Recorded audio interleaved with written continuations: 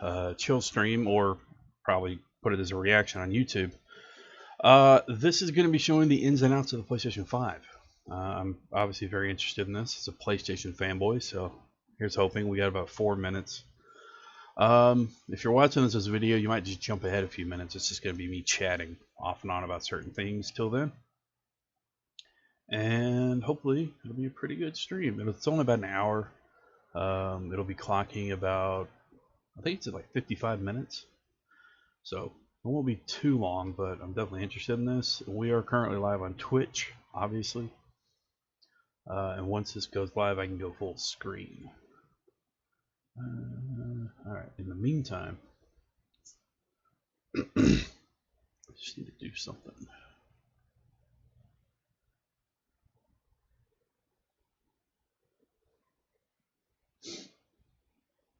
This is currently 11 a.m. on Wednesday, Central. Maybe a bit of a slow stream, but it'll be a pretty cool hangout.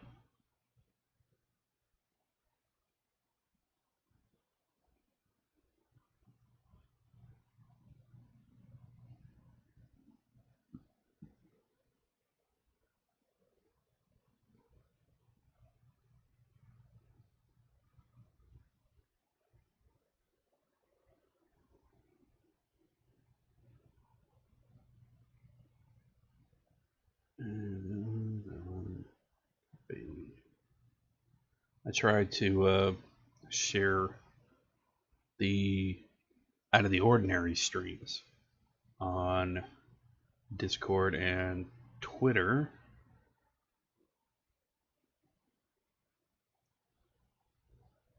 This one is no exception.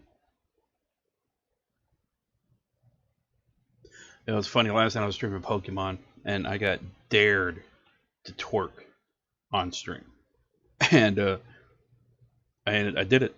I did it to Britney Spears' Circus, and it's never twerked before. I mean, all you see is like this giganimous posterior just jumping around. It's ridiculous. But I always try to have fun with the streams for those that have been here for a bit. And last night was no substitution. So it was pretty fun though. I mean, I streamed some Pokemon for we were there for about 5.5 hours, give or take. It's pretty awesome. And then after that, it's some late night Overwatch. Before I had to go pick up a friend from work, I'm helping her out by driving her back and forth to work so she can get a vehicle, or till she can start taking Uber, stuff like that. Yeah, life can be pretty rough when you're restarting over, you know, when you're rebooting, as it were. So I'm happy I can help somebody do that. I know it wasn't easier for me after the divorce.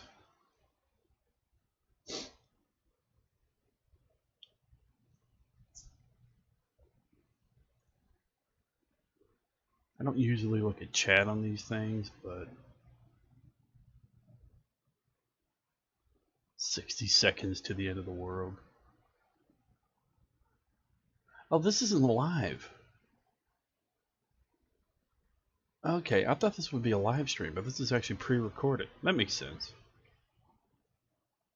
Cool, so it should be starting like, yeah.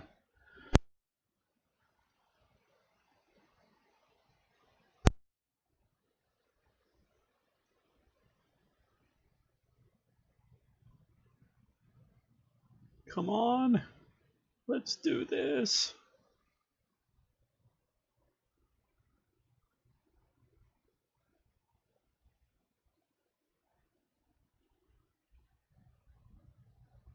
Let's do it. Oh boy. It's not quite on the hour yet, but we're getting there.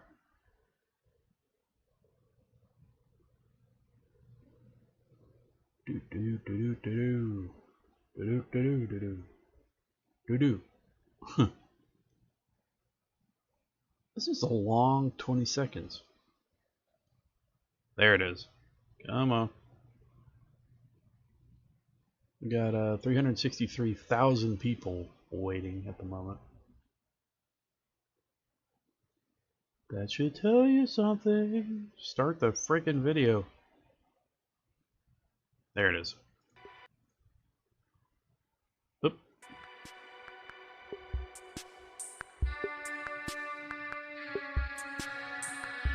Cool.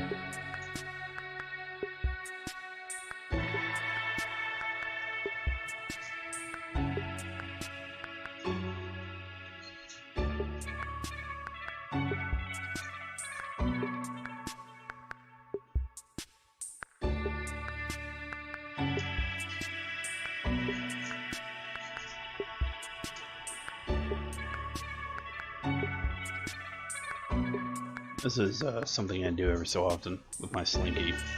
It's like a, not really a stress thing, but kind of calming, you know.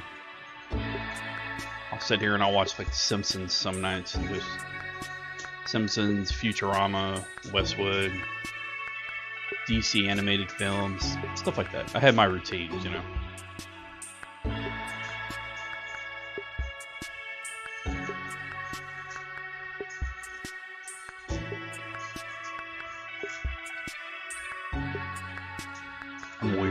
I'm weird. I really am. I'm weird.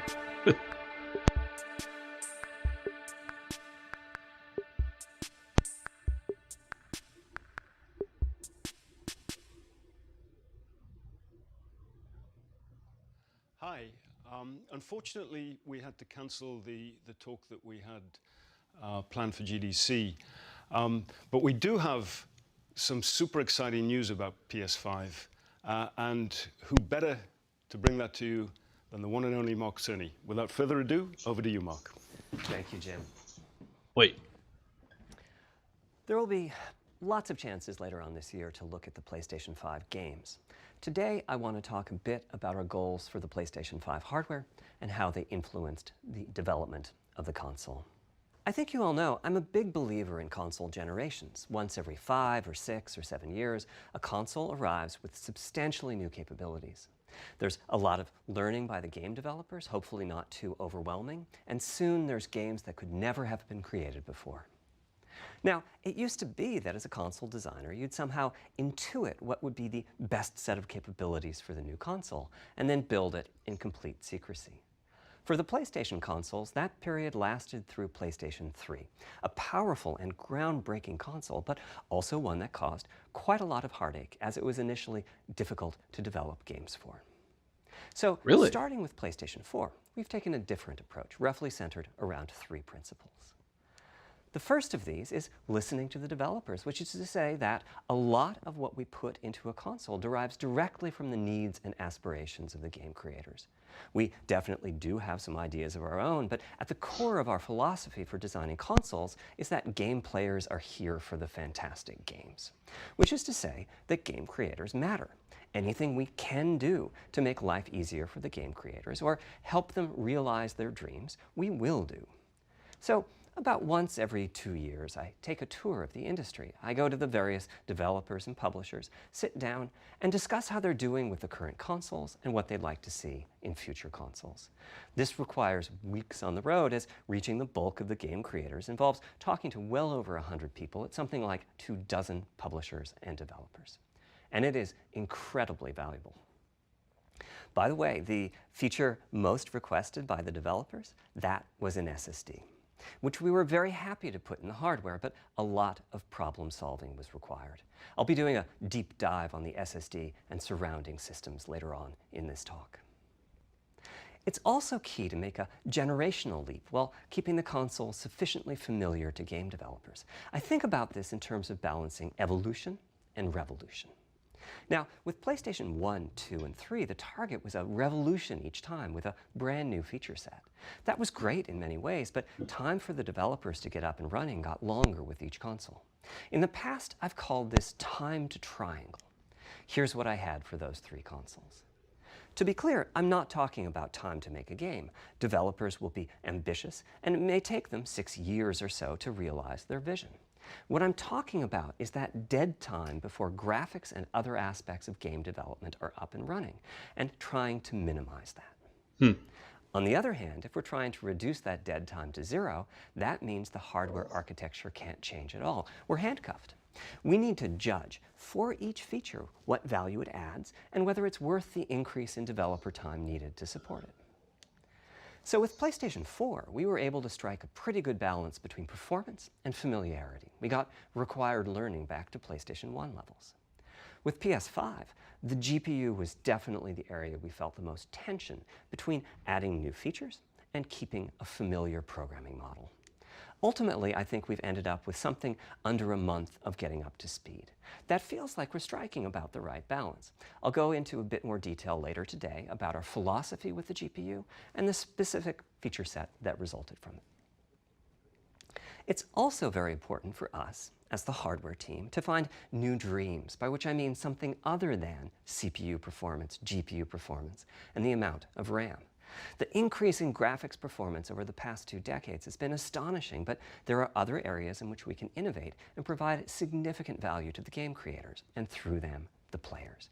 That's why the SSD was very much on our list of directions to explore, regardless of what came out of the conversations with game developers and publishers. The biggest feature in this category is the custom engine for audio. That's today's final topic. The push for vastly improved audio, and in particular 3D audio, isn't something that came out of the developer meetings. It's much more the case that we had a dream of what might be possible 5 years from now, and then worked out a number of steps we could take to set us on that path. He reminds me So of Dana here again are the Carvey. 3 principles. The first being Which is a enabling the compliment. desires of developers to drive the hardware design. To me, the SSD really is the key to the next generation. It's a game changer. And it was the #1 ask from developers for PlayStation 5. As in, we know it's probably impossible, but can you put an SSD in it? That was a discussion we were also having internally. It was clear that the presence of a hard drive in every PlayStation 4 was having a positive impact.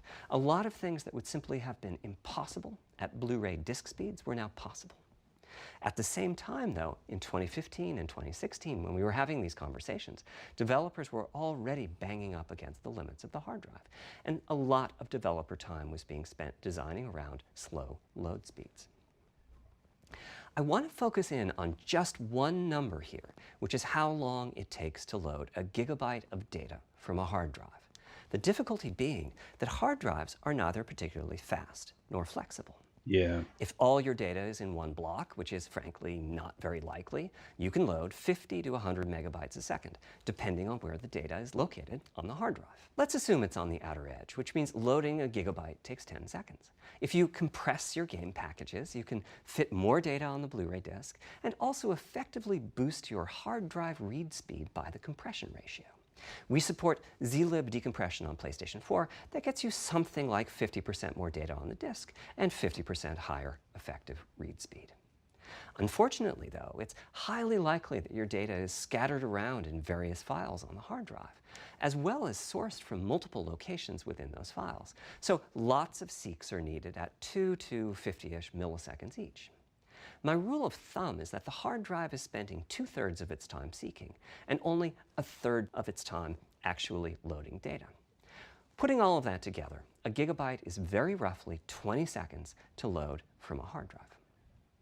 Now, a gigabyte is not much data. Games are using 5 or 6 gigabytes of RAM on PlayStation 4, so boot times and load times can get pretty grim.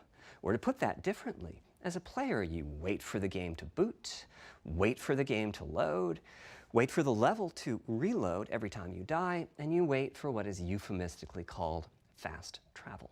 And all of that leads to the dream. What if we could have not just an SSD, but a blindingly fast SSD? If we could load 5 gigabytes a second from it, what would change? Now, SSDs are completely Lord. different from hard drives. They don't have seeks as such. If you have a 5 gigabyte a second SSD, you can read data from 1,000 different locations in that second, pretty much at speed. As for time to load a gigabyte, this is next gen we're talking about, so memory is bigger. Instead, we should be asking how long to load 2 gigabytes. And the answer is about 1/4 of a second. I mean, that's amazing. We're talking 2 orders of magnitude, meaning very roughly 100 times faster. Which means at 5 gigabytes a second for the SSD, the potential is that the game boots in a second. There are no load screens. The game just fades down while loading a half dozen gigabytes and fades back up again. Same for a reload. You're immediately back in the action after you die. And fast travel becomes so fast it's blink and you miss it. As game creators, we go from trying to distract the player from how long fast travel is taking, like those Spider-Man subway rides, to being so blindingly fast that we might even have to slow that transition down. Pretty cool, right? But for me, this is not the primary reason to change from a hard drive to an SSD. The primary reason for an ultra-fast SSD is that it gives the game designer freedom. Or to put that differently, with a hard drive, the 20 seconds that it takes to load a gigabyte can sabotage the game that the developer is trying to create. It really can. I think almost all of us in the room have experienced this, maybe in different ways. Say we're making an adventure game and we have 2 rich environments where we each want good to see you, buddy. textures and models to film. It is. Which you can do as long as you have a long staircase or elevator ride or a windy corridor where you can ditch the old assets and then take 30 seconds or so to load the new assets. Having a 30-second elevator ride is a little extreme. More realistically, we'd probably chop the world into a number of smaller pieces and then do some calculations with sight lines and run speeds like we did for Haven City when we were making Jak 2. The game is 20 years old, but not much has changed since then. Good Lord. All those twisty passages are there for a reason. There's a whole subset of level design dedicated to this sort of work, but still, it's a giant distraction for a team that just wants to make their game. So when I talked about the dream of an SSD, part of the reason for that 5 gigabyte a second target was to eliminate loads, but also part of the reason for that target was streaming. As in, what if the SSD is so fast that as the player is turning around, it's possible to load textures for everything behind the player in that split second? If you figure that it takes half a second to turn, that's 4 gigabytes of compressed data you can load. That sounds about right for next gen. Anyway, back to the hard drive. Dude, another strategy for increasing effective read speed is to make big sequential chunks of data. For example, we might group all the data together for each city block. That removes most of the seeks, and the streaming gets faster. But there's a downside too, which is that frequently used data is included in many chunks and therefore is on the hard drive many, many times. Marvel's Spider-Man uses this strategy, and though it works very well for increasing the streaming speed, there's a massive duplication as a result. Some of the objects like mailboxes or news racks are on the hard drive 400 times. Good What I'm Lord. describing here are things that cramp a creative director's style. Either level design gets a little bit boring in places, or the data is duplicated so many times that it no longer fits on the Blu-ray disc. And you end up with hard limits on the player's run speed or driving speed. The player can't go faster than the load speed from the hard drive. And finally, I'm sure many of you have noticed that after a patch download, a PlayStation 4 will sometimes take a long time to install the patch. Yeah. That's because when just part of a file has been changed, the new data can be downloaded pretty quickly. But before the game boots up, a brand new file has to be constructed that includes the changed portion. Otherwise, every change would add a seek or 2. Even so, you can occasionally see this happening on game titles. They start to hitch once they get patched enough. With an SSD, though, no seeks, so no need to make brand new files with the changes incorporated into them, which means no installs as you know them today. There's yet one more benefit, which is that system memory can be used much more efficiently. On PlayStation 4, game data on the hard drive feels very distant got a level and 100 difficult deciduous to on the use. Master By the Ball? time you realize you need a piece of Good data, Lord. it's much too late to go out. That's a hell of a find. So system memory has to contain all of the data that could be used in the next 30 seconds or so of gameplay. That means a lot of the 8 gigabytes of system memory is idle. It's just waiting there to be potentially used. On PlayStation 5, though, the SSD is very close to being like more RAM.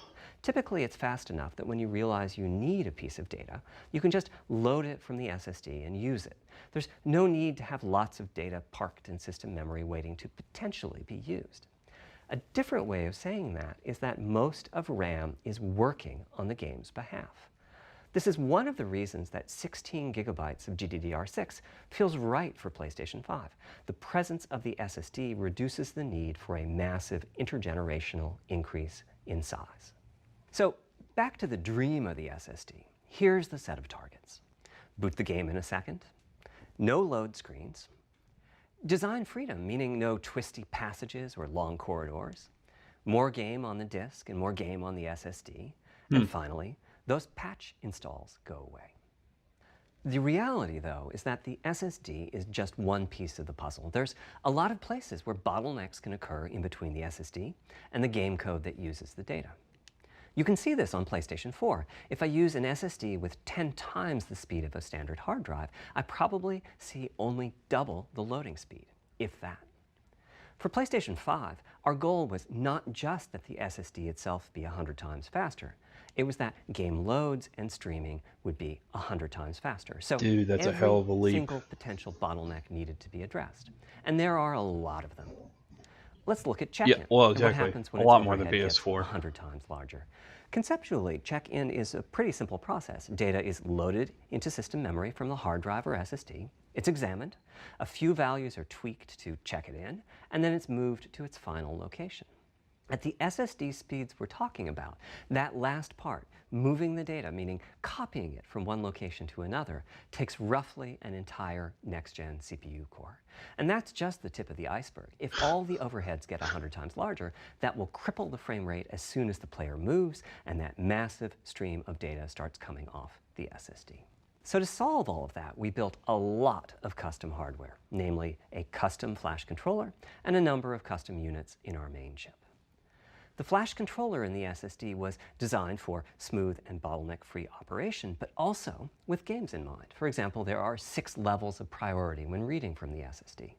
Priority is very important. You can imagine the player heading into some new location in the world and the game requesting a few gigabytes of textures. And while those textures are being loaded, an enemy is shot and has to speak a few dying words. Having multiple priority levels lets the audio for those dying words get loaded immediately. On one side, that flash controller connects to the actual flash dies that supply the storage. To reach our bandwidth target of 5 gigabytes a second, we ended up with a 12-channel interface. 8 channels wouldn't be enough. The resulting bandwidth we've achieved is actually 5.5 gigabytes a second. With a 12-channel interface, the most natural size that emerges for an SSD is 825 gigabytes. The key question for us was, is that enough? I mean, it's tempting to add more, but flash certainly doesn't come cheap, and we have a responsibility to our gaming audience to be cost-effective with regards to what we put in the console. Damn straight you do. Ultimately, we resolved this question by looking at the play patterns of a broad range of gamers. We examined the specific games that they were playing over the course of a weekend or a week or a month, and whether that set of games would fit properly on the SSD. We were able to probably not going to buy first generation though. I never really have. Downloads would be quite not low. since PlayStation 2. And so we locked in on that 825 gigabyte size, while also preparing multiple strategies so that those who want more storage can add it. I'll go through the details in a moment. Back to the flash controller. On the other side, it connects to our main custom chip via 4 lanes of Gen 4 PCIe. And inside the main custom chip is a pretty hefty unit dedicated to I/O. Before we talk about what that does, let's talk compression for a moment. PlayStation 4 used zlib as its compression format. We decided to use it again on PlayStation 5, but on my 2017 tour of developers, I learned about a new format called Kraken from Rad Game Tools. It's like zlib's smarter cousin. Simple, similar types of algorithms, but about 10% better compression, which is pretty big. That means 10% more game on the UHD Blu-ray disc or on the SSD. Kraken had only been out for a year, but it was already becoming a de facto industry standard. Half of the teams I talked to were either using it or getting ready to evaluate it. So we hustled and built a custom decompressor into the I/O unit, one capable of handling over 5 gigabytes of Kraken format input data a second. After decompression, that typically becomes 8 or 9 gigabytes, but the unit itself is capable of outputting as much as 22 gigabytes a second if the data happen to compress particularly well. By the way, in terms of performance, that custom decompressor equates to 9 of our Zen 2 cores. That's what it would take to decompress the Kraken stream with a conventional CPU. There's a lot more in the custom I/O unit, including a dedicated DMA controller. The game can direct exactly where it wants to send the data coming off of the SSD. This equates to another Zen 2 core or 2 in terms of its copy performance. Its primary purpose is to remove check-in as a bottleneck. There's 2 dedicated I/O coprocessors and a large. I got into PS1 about halfway through its life cycle. A variety of custom hardware. PS2 is really where I took off with PlayStation. One of the coprocessors is dedicated to SSD I/O.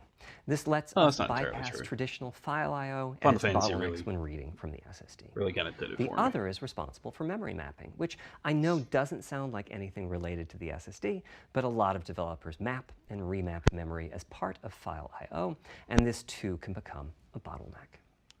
There are coherency engines to assist the coprocessors. Coherency comes up a lot in places. Probably the biggest coherency issue is stale data in the GPU caches.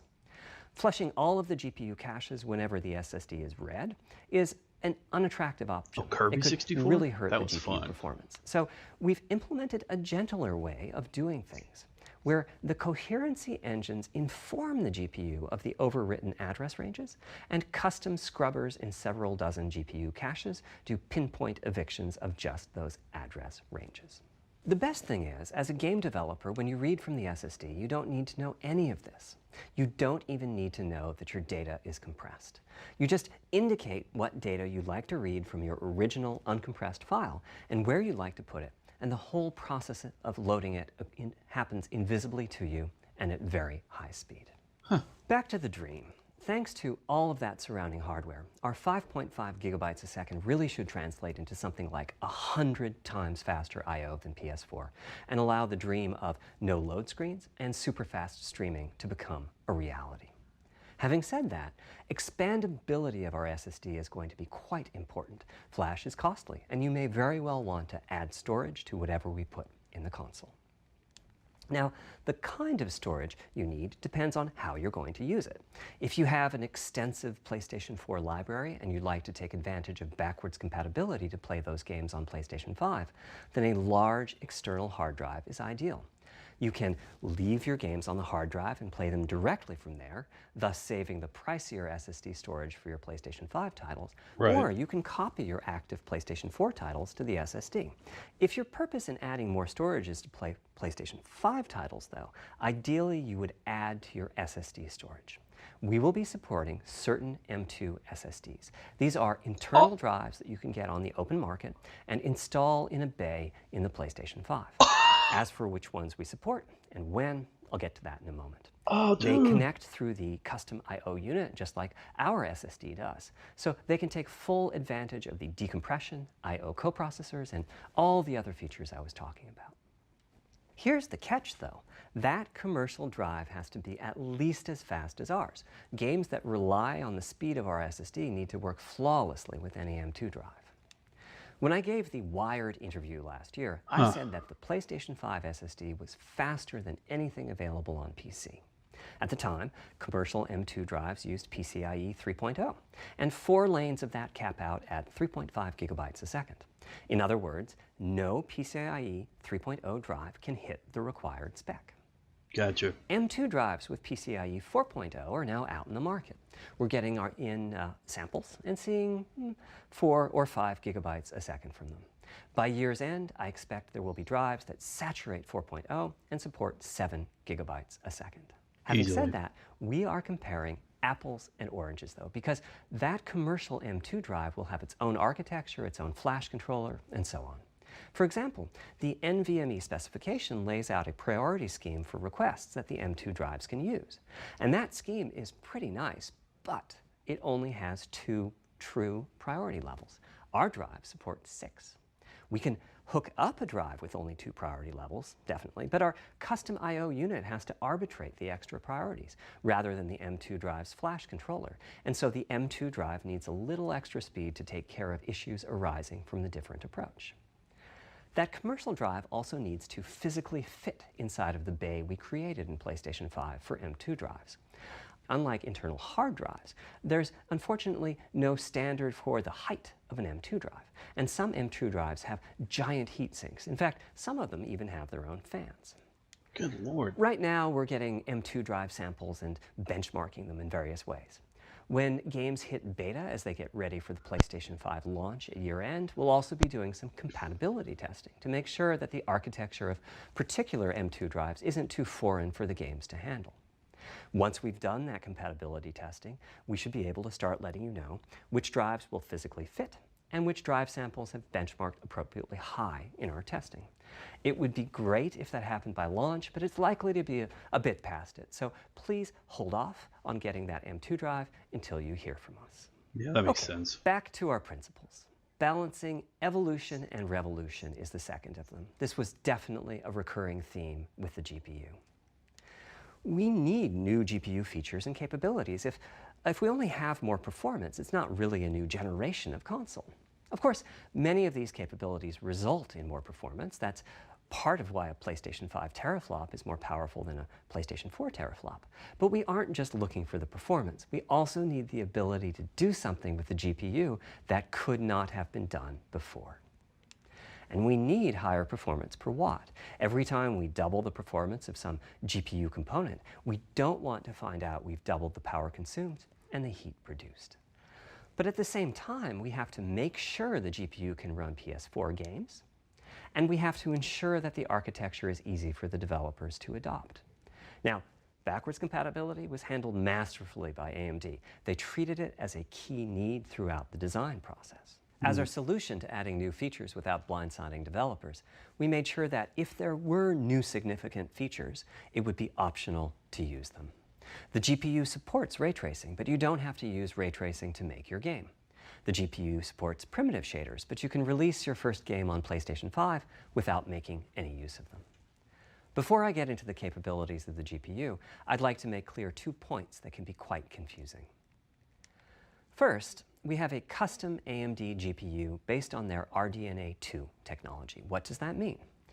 AMD is continuously improving and revising their tech. For RDNA 2, their goals were, roughly speaking, to reduce power consumption by re-architecting the GPU to put data close to where it's needed, to optimize the GPU for performance, and to add a new, more advanced feature set. But that feature set is malleable, which is to say that we have our own needs for PlayStation, and that can factor into what the AMD roadmap becomes. So collaboration is born. If we bring concepts to AMD that are felt to be widely useful, then they can be adopted into RDNA 2 and used broadly, including in PC GPUs.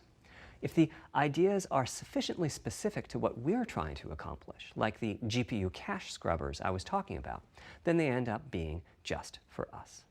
If you see a similar discrete GPU available as a PC card at roughly the same time as we release our console, that means our collaboration with AMD succeeded in producing technology useful in both worlds. It doesn't mean that we as Sony simply incorporated the PC part into our console.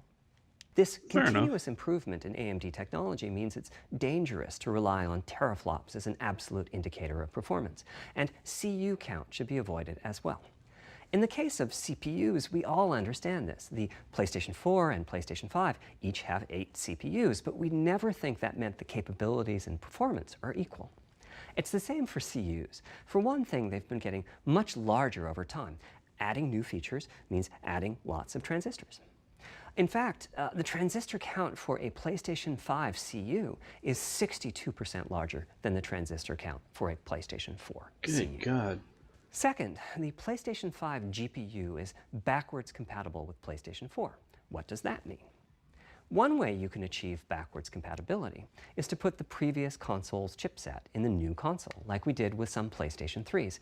But that's, of course, extremely expensive. Yeah. A better way is to incorporate any differences in the previous console's logic into the new console's custom chips, meaning that Even as the technology evolves, the logic and feature set that PlayStation 4 and PlayStation 4 Pro titles rely on is still available in backwards compatibility modes. One advantage of this strategy is that once backwards compatibility is in the console, it's in. It's not as if a cost down will remove backwards compatibility like it did on PlayStation 3. Achieving this unification of functionality took years of efforts by AMD, as any roadmap advancement creates a potential divergence in logic. Running PS4 and PS4 titles at boosted frequencies has also added complexity. The boost is truly massive this time around, and some game code just can't handle it. Testing has to be done on a title-by-title basis. Results are excellent, though. We recently took a look at the top 100 PlayStation 4 titles as ranked by playtime, and we're expecting almost all of them to be playable at launch on PlayStation 5. Oh. With regards to new features, That's a as I little said, disappointing, our strategy but was to try to break new ground, it but is at what the it same is. time not to require use of the new GPU capabilities.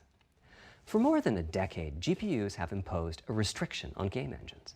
Software handles vertex processing, but for the most part, dedicated hardware is responsible for the triangles and other geometry that the vertices form. That means it's not possible to do even basic optimizations, such as aborting processing of a vertex if all geometry that uses it is off-screen. PlayStation 5 has a new unit called the Geometry Engine, which brings handling of triangles and other primitives under full programmatic control. As a game developer, you're free to ignore its existence and use the PlayStation 5 GPU as if it were no more capable than the PS4 GPU, or you can use this new intelligence in various ways. Simple usage could be performance optimization, such as removing backfaced or off-screen vertices and triangles. More complex usage involves something called primitive shaders, which allow the game to synthesize geometry on the fly as it's being rendered. It's a brand new capability. Using primitive shaders on PlayStation 5 will allow for a broad variety of techniques, including smoothly varying level of detail, addition of procedural detail to close-up objects, and improvements to particle effects and other visual special effects. Another major new feature of our custom RDNA 2-based GPU is ray tracing, using the same strategy as AMD's upcoming PC GPUs. The CUs contain a new specialized unit called the intersection engine, which can calculate the intersection of rays with boxes and triangles. To use the intersection engine, first you build what is called an acceleration structure. It's data in RAM that contains ray all tracing of your geometry. is actually There's brilliant. a specific set of formats you can use. They're variations If you guys have on the seen same any of NVIDIA the concept.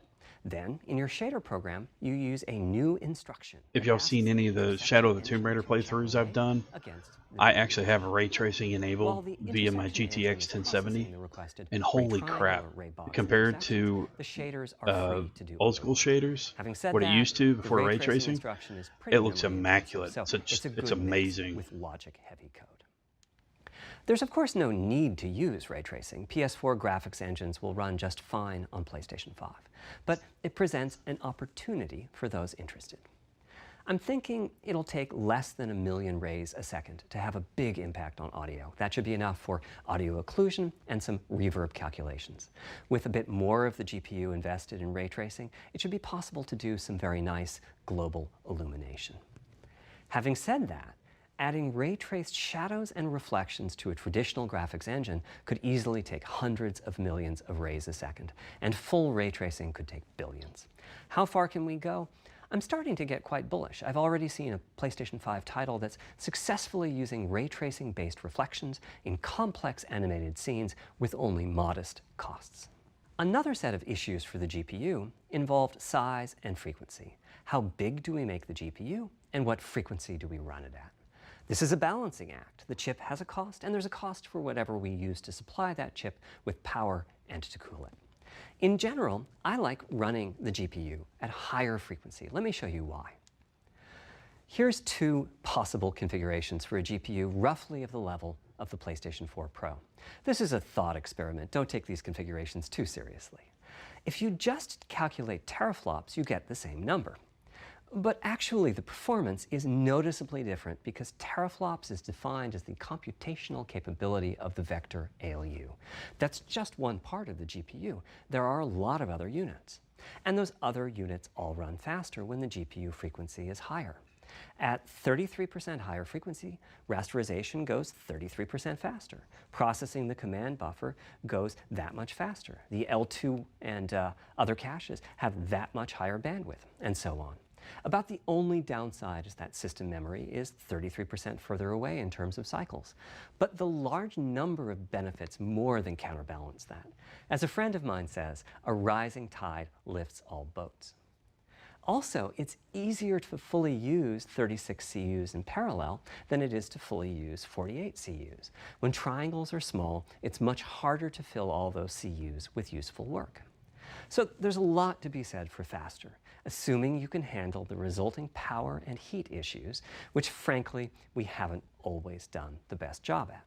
Part of the reason for that is, historically, our process for setting CPU and GPU frequencies has relied on some heavy-duty guesswork with regards to how much electrical power games will consume and how much heat will be produced as a result inside of the console. Power consumption varies a lot from game to game. When I play God of War on my PS4 Pro, I know the power consumption is high just by the fan noise. But power isn't simply about engine quality. It's about the minutiae of what's being displayed and how. It's counterintuitive, but processing dense geometry typically consumes less power than processing simple geometry, which is, I suspect, why Horizon's map screen, with its low triangle count, makes my PS4 Pro heat up so much. Our process on previous consoles has been to try to guess what the maximum power consumption during the entire console lifetime might be, which is to say, the worst case scene in the worst case game, and prepare a cooling solution that we think will be quiet at that power level. If we get it right, fan noise is minimal. If we get it wrong, the console will be quite loud for the higher power games, and there's even a chance that it might overheat and shut down if we misestimate power too badly. PlayStation 5 is especially challenging because the CPU supports 256-bit native instructions that consume a lot of power.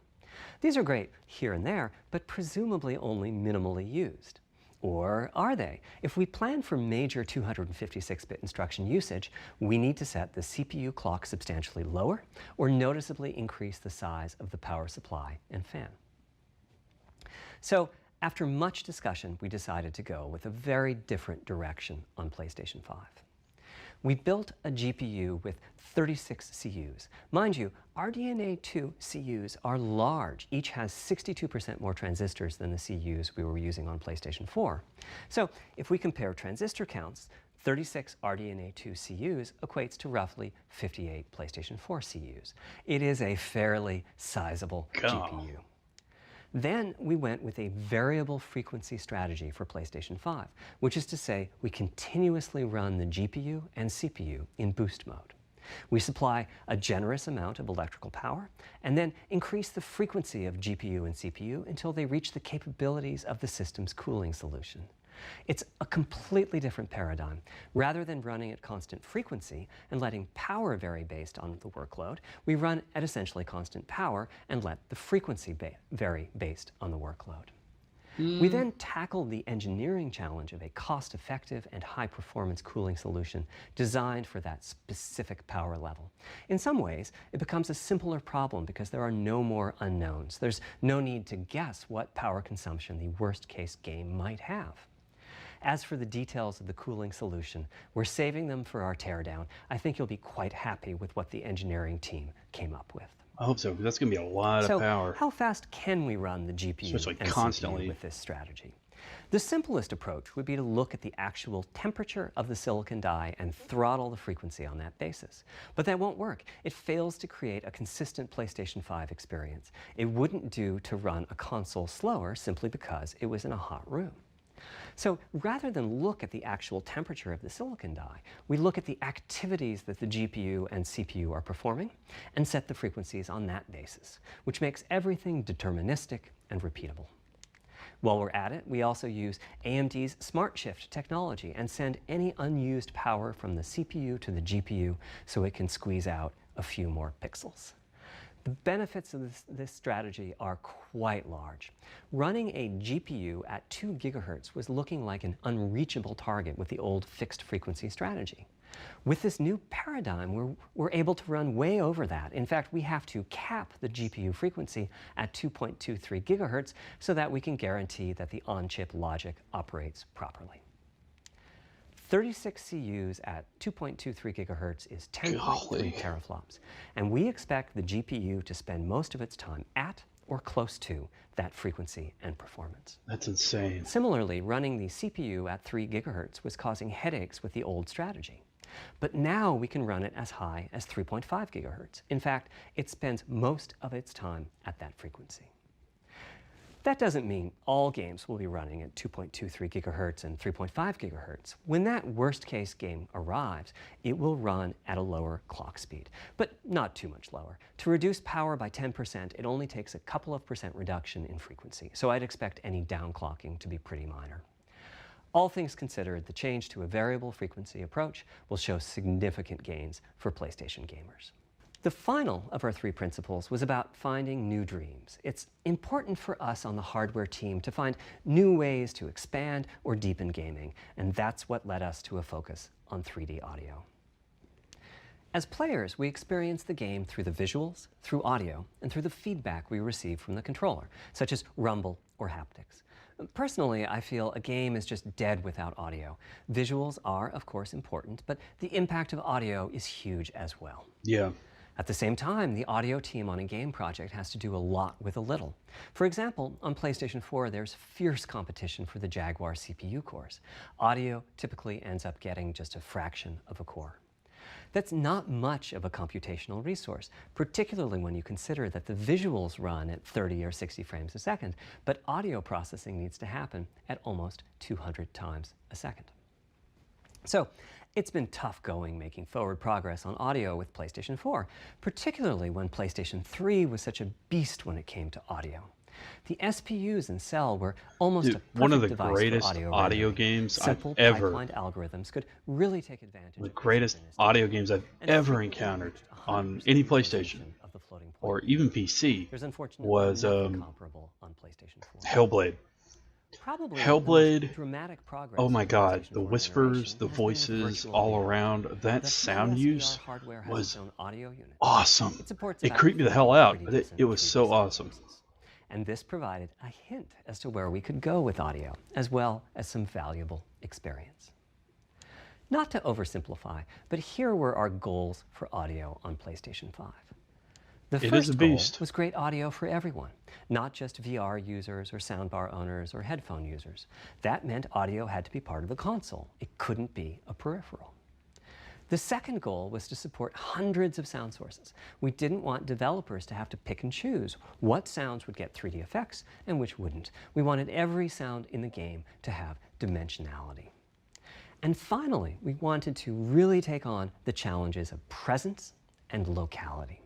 Now, when we say presence, we mean the feeling that you're actually there. You've entered the matrix. It's not, of course, Really? something we thought we could perfectly achieve. The idea was that if we stopped using just a rain sound and instead used lots of 3D audio sources for raindrops hitting the ground at all sorts of locations around you, then at some point your brain would take a leap and you'd begin to have this feeling of real presence inside the virtual world of the game. This has the capacity to affect your appreciation of the game, just like music in a game does. The concept of locality is simpler. It's just your sense of where the audio is coming from, to the right of you, behind you, above you. This can immerse you further in the game, and it can also directly enhance the gameplay. To use Dead Space as an example, I know, old school, you're fighting enemies in fairly dark, spooky locations. Back in the day, if you played the game using the TV speakers, you could tell that there was one last enemy growling and hunting you down, but it was difficult to tell quite where that enemy was. With headphones, you could tell that the enemy was somewhere on the right, which let you deduce, if you couldn't see it, that it must be somewhere behind and to your right. But with 3D audio with good locality, the idea is you know the enemy is precisely there, and you turn and you take it out. So, how do we know where a sound is coming from in the first place? Well, all those bumps and folds in the ear have a meaning, evolutionarily speaking. Based on what direction the sound is coming from, sound waves bounce around inside the ear, there's some constructive and destructive interference, and the result is a change in volume. The phase of the sound also shifts, depending on what path the sound wave took to reach the ear canal. These volume changes and phase shifts are different for each direction and also vary depending on the frequency of the sound. Head size and head shape also impact the sound in a similar fashion. The way that the sound changes, based on direction and frequency, can be encoded in a table called the Head-Related Transfer Function, or HRTF. Here's part of one. The vertical axis is the frequency. The horizontal axis is the direction, front, back, left, right, and the color gives the degree of attenuation of the sound at that frequency. The HRTF is as unique to an individual as a fingerprint is. In fact, you're looking at mine right now. Yep. Here's how we measure an HRTF. We've taken hundreds of people through this process. We put a microphone in the subject's left and right ear canals, and then sit the subject down in the middle of an array of 22 speakers. We then play an audio sweep from each speaker as we rotate the subject. In the course of 10 or 20 minutes, we're able to sample the HRTF at over 1,000 locations. Using an HRTF when rendering audio creates unparalleled quality, but it's computationally expensive. The simplest way to use an HRTF is to process a sound source to make it appear as if it's coming from one of those 1,000 locations we sample. Unfortunately, the processing has to be done in frequency domain rather than time domain, so there's multiple fast Fourier transforms needed for every sound source for every audio tick. That's a lot of multiplies. This computational complexity was the determining factor for our strategy. It meant we had to bite the bullet and design and build a custom hardware unit for 3D audio. Collectively, we're referring to the hardware unit and the proprietary algorithms we run on it as Tempest 3D Audio Tech. The meaning of 3D audio and technology should be pretty obvious here. As for Tempest, I feel it really reflects our goals with audio. It suggests a certain intensity of experience and also hints at your presence within it. We're calling the hardware unit that we built the Tempest engine.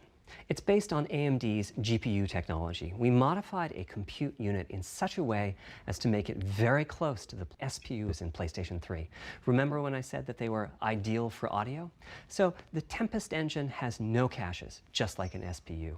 All data access is via DMA, just like an SPU. Our target was that it would have more power than a CPU, thanks to the parallelism that a GPU can achieve, and that it would be more efficient than our GPU, thanks to the SPU-like architecture. The goal being to make possible near 100% utilization of the CU's vector units.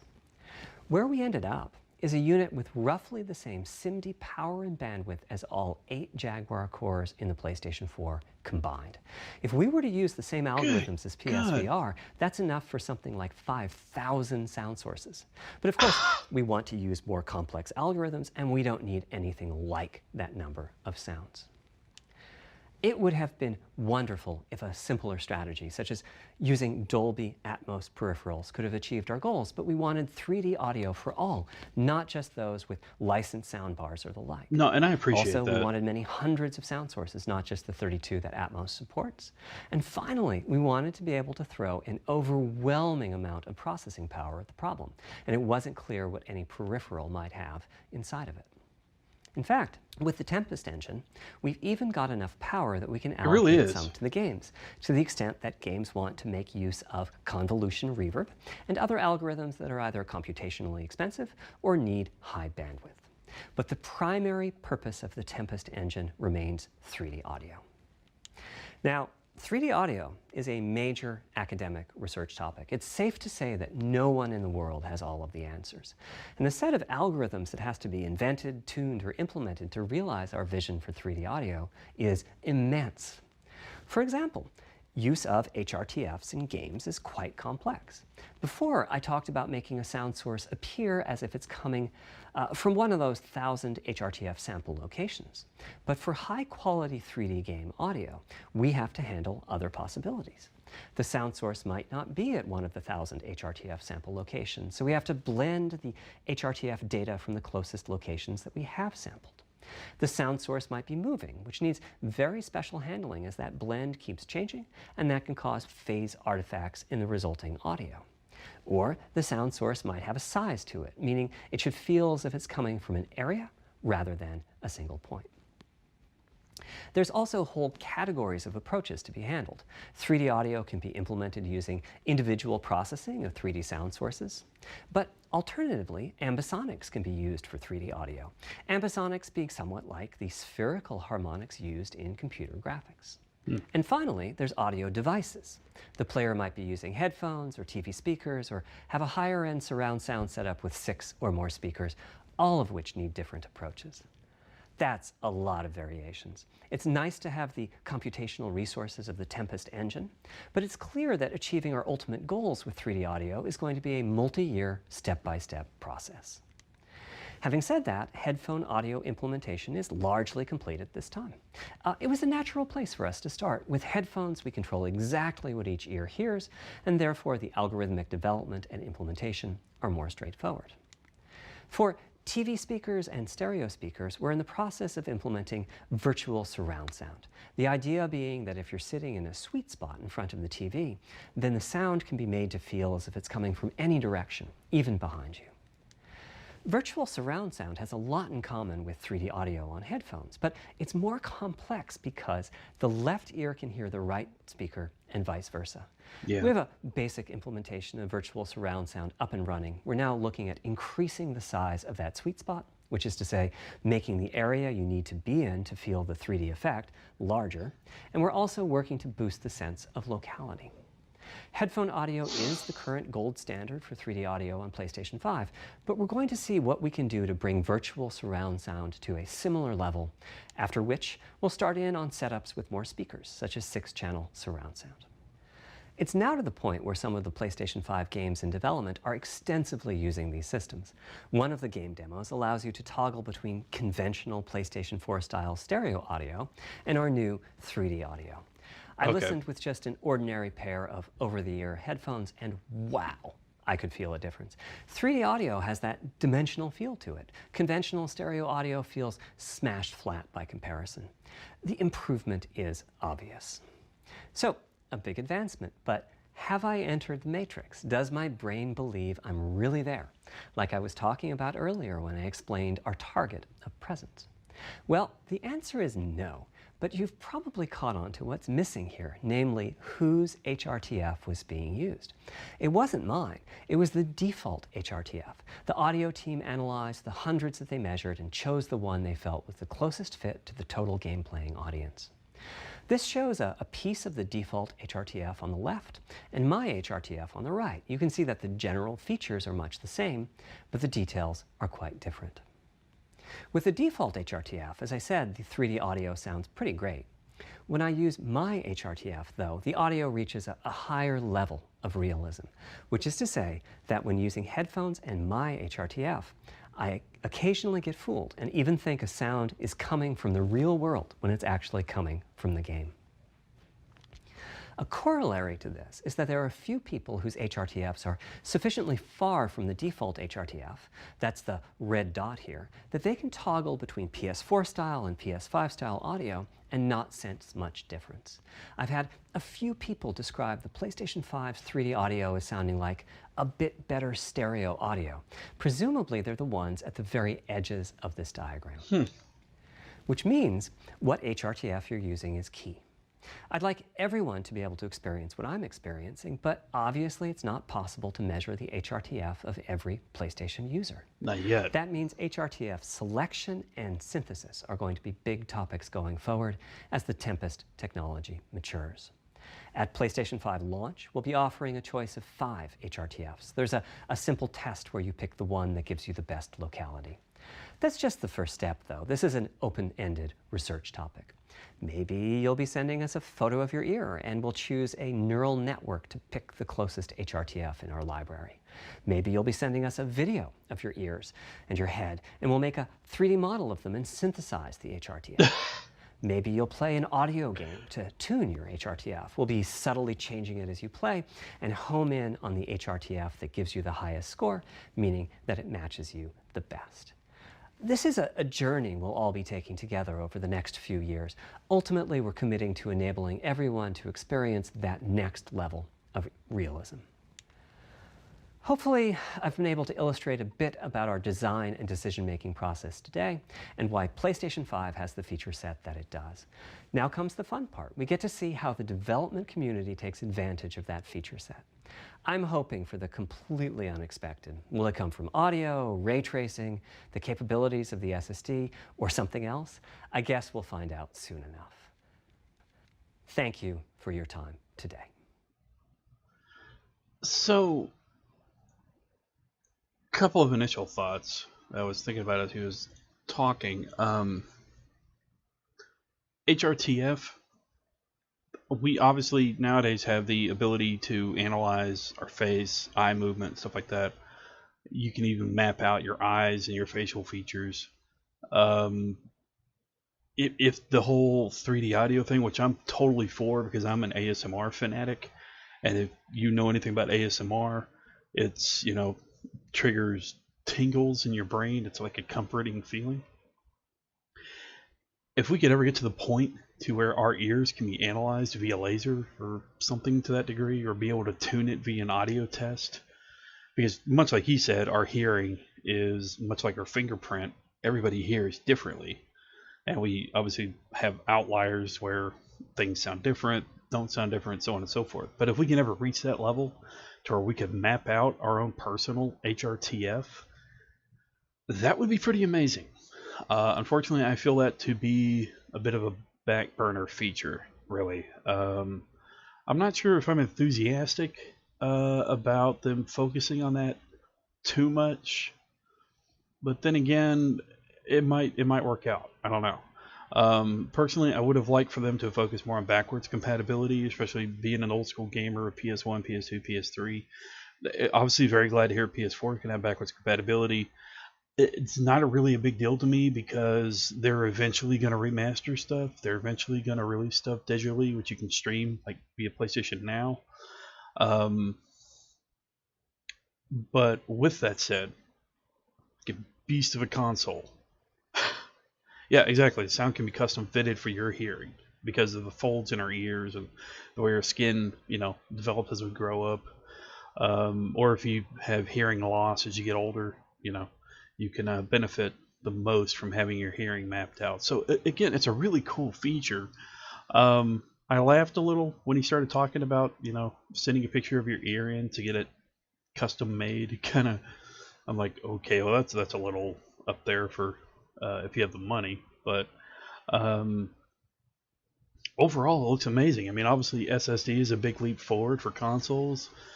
I mean, I've been streaming Xenosaga for PS2, and you know, you still have the memory card you got to use. Load times are crazy. If there's even a slight scratch on the disc, it can affect if it loads or not. So, obviously, hard drives were a big leap forward for PS3 and PS4, but overall, it looks pretty awesome. Again, I don't think I'll be buying the first generation. I'm gonna wait until the second generation of PS5. Well, about a year or so, maybe after release, because let's face it, financially, I may not be able to anyway. So I'll cover that with, well, never to buy the first generation. And secretly, I'm just like, I can't afford the damn thing anyway. But the capability of the games, graphics, size, development, all kinds of stuff, load times, is going to be phenomenal. Now, what I hope they keep with PlayStation 5 is the ability to benefit streamers, because obviously with PlayStation 3 and Xbox 360, we went into a period to where they wanted to block us out. They didn't want us using their content. So they incorporated things into the system to block us from streaming, to block us from spreading their content and helping people enjoy it.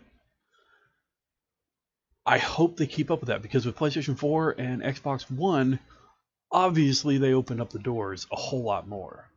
Developers were a different story, but One limitation I do see with this whole 3D audio thing is that if you are a streamer and the 3D audio takes place on PS5, obviously the streamer can enjoy it. But unless the streamer has the right setup, which me as a streamer, I try to do the best I can, and as a content creator too, the best I can to help people watching to hear and see the game as I do.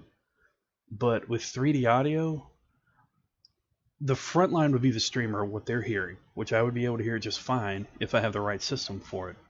But as it's going out over the internet, I use Streamlabs OBS, and unless Slobs updates their audio, I'll have to manually go through and adjust the bit rate. There would have to be more likely an add-on to effectively be able to produce that 3D audio as well. Because right now it's only working on certain channels, and it's basically just a stereo type of function. It's not total surround sound. Because obviously it's being recorded and streamed. So that's a bit of a downer, but you know, it is what it is. I'm not really gonna go after that a whole lot. But anyway, with all that, it looks pretty amazing. It really does. I mean, compared to how things have gone the last generations of consoles, I mean, from what I've seen personally, it looks amazing. And I hope and I pray that everything goes smoothly for Sony, because they are taking some leaps here. They are doing things that really can benefit us as gamers. But Sony also has a history of overshooting the mark and really having heating problems, having sync issues, having brick problems. Although, honestly, on the Microsoft side, it's really more the brick problem than Sony. So, but anyway, I'm looking forward to it, man. It's gonna be fantastic. Anyway, with that, I'm going to go ahead and get off here for now, you guys. I appreciate you. I hope you a bit of an enjoyment of my insight and watching this whole thing. If you're watching this on YouTube, be sure to like, subscribe, and comment, and glad you made it this far. A big shout out to Arrow and Solius for popping in during this whole thing. And if you want to follow me on Twitch, feel free. Remember, you're awesome. Never let the world tell you otherwise. I'll see you later. Peace.